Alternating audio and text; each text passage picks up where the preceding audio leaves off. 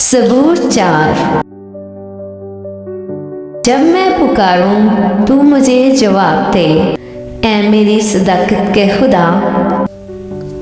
तंगी में तूने मुझे कुशादगी बख्शी, मुझ पर रहम कर और मेरी दुआ सुन ले। ऐ बनी आदम, कब तक मेरी इज्जत के बदले रिसवाई होगी? तुम कब तक बतालत से मोहब्बत रखोगे और झूठ के दर पे रहोगे?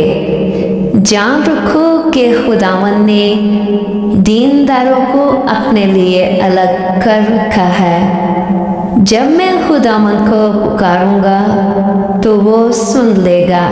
थरथराओ और गुनाह न करो। अपने अपने बिस्तर पर दिल में सोचो और खामोश रहो। सदाकत की कुर्बानियाँ गुज़ारो और खुदावन पर तवक्कुल करो। बहुत से कहते हैं, कौन हमको कुछ भलाई दिखाएगा?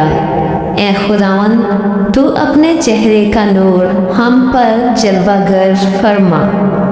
तूने मेरे दिल को उससे ज़्यादा खुशी बख्शी है जो उनको गला और मैं की फरावानी से होती थी।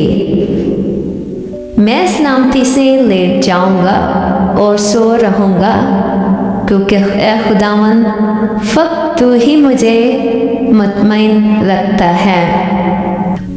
आमीन।